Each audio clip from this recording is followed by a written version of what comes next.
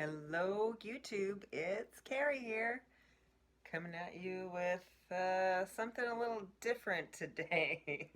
um, I'm going to be talking about gardening stuff. Doing something a little bit different today that I've never done before, which is winter sowing. I eat a lot of salad. And so salad is something that I like to grow a lot of because it's something that I buy a lot of at the grocery store. We all know the frustration of buying salad mixes and having half of it go slimy. You guys know I love to eat beautiful food. That is a thing for me. I love to eat beautiful food. Having gorgeous salad mixes, to me, that is one of the things that I look forward to the most. And I'm using the winter sow method so that I can keep it out of my grow space. So what is winter sowing? Winter sowing is a method using containers, like plastic containers, usually recycling stuff, jugs and stuff. Light has to be able to permeate them, so that's one thing. And you make holes in the bottom, and then you cut part of it so you can access the inside. Put the soil in the bottom, put your seeds in, and label it. Close it up with duct tape. You take the cap off of the top of the bottle and leave it outside. And when the weather turns, they will sow naturally. And you can do this with all kinds of different stuff, not just lettuce. So I've never done it before. I was like, oh, it would be great if I could do this somewhere not in here. All right, if we're talking gardening, we gotta have some coffee here. Definitely. You know, it's the beginning of March right now, and I'm looking outside, and there's the dirty snow on the ground, and it's kind of overcast and yick. And as I sit here in front of all these seeds and drink my coffee, I'm like, soon. Some of the green. So I love pretty lettuce. I'm getting a little bit obsessed with red lettuce these days. I think that's really pretty. And I really like kind of romantic-y looking lettuce. I like to put a lot of flowers in my mixes when I do my summer salads. Stuff like nasturtium and calendula.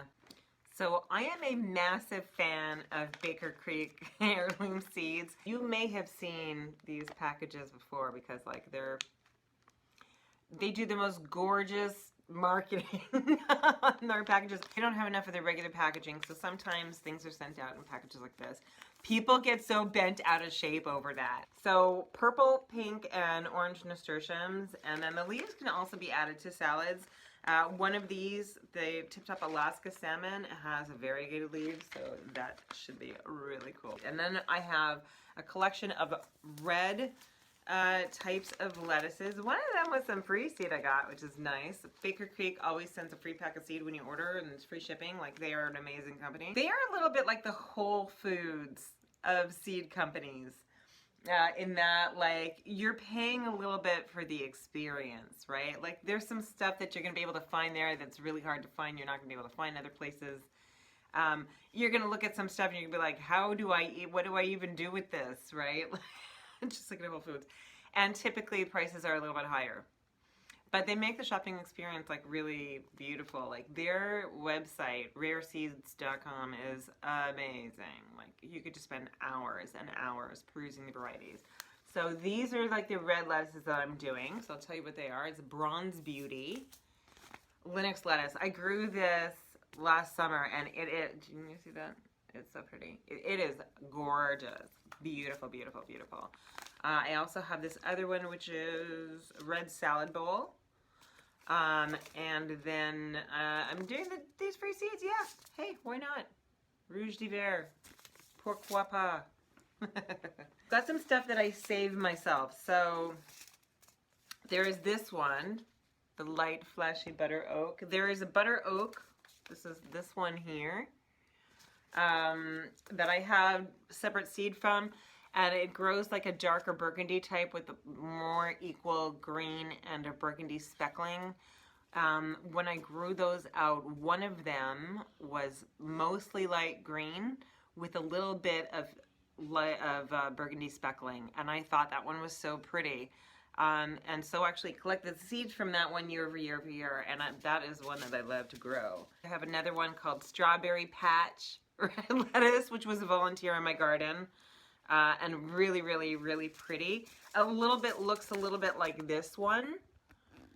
But this one is really old seed, and I'm not sure if it's going to germinate, so I've got a little bit of insurance in that I've got another variety that's quite similar. I'm also going to see if I can do anything with this Tom Thumb lettuce, because it's really old. I'm not sure if it's going to germinate or not, so I'm just going to throw the whole pack in, because at this point, pack for 2015. This one I got from my winter garden. Look how pretty that is. Got that for my winter garden last fall. Really pretty. I'm going to try growing that again. I've got two types that I'm sort of going to grow more for like head lettuce. And that is the Butter Crunch and the Paris Island Cos. Cos is otherwise known as romaine. So both of these were for seed for Baker Creek, right? Nice to get like free food, honestly. This is the type of container I'm using. I'm going to be taking the caps off. Okay, so first thing first, I took my drill. I tried a hot nail, I tried the scissors, didn't really work well, so drill worked, and I did drainage holes on the bottom. How this works is this is basically going to function as a mini greenhouse. So you've got the holes for drainage in the bottom. You're going to have soil in here that you're going to plant in. And then you're going to have space for them to grow. You have to be able to open it. What I'm going to do is I'm going to basically make a hinge here. Okay, so this is the setup. Get it? So fill it up with soil. Put your seeds in. Label things. Put a little bit of soil on top there, right? Seal it up with duct tape. You can put, actually you want to water in the seeds when you first do it, and then tape it up and place this outside, as is cap off outside in the cold. I'm going to set one of these up with the salad mix, and I will show you what it looks like after. So here I have filled up my container with soil on the bottom, and I put all of the varieties of lettuce onto a piece of paint tape and put it inside so I know what is what. Hopefully that paint tape will stick. We'll see. And then I'm going to now seed that lettuce. Okay, so all the seeds have been sowed. They are, I'll zoom in here for you, these little tiny black seeds. So each one of those becomes a lettuce. So because lettuce seeds are so fine, you just need a very, very fine layer of soil on top. You want to make sure that there's no sort of big pieces in there, because it's going to make it harder for your little seedlings to pop through if there's like pebbly things. And hey guys, exciting! This is my first winter sowed seeds. Exciting! I'm going to prepare the other ones and then I'm going to go put them outside. Time for a coffee break. I wanted to mention a little bit about different ways that you can harvest things. So I like to do where I do like a picking and then like the plant stays in the ground. Some people like to grow things for like the whole head. When you're doing natural gardening, you're going to find stuff on your lettuce like little bugs and little wormy guys and slugs and things like this. Not to worry, there's a way to deal with it.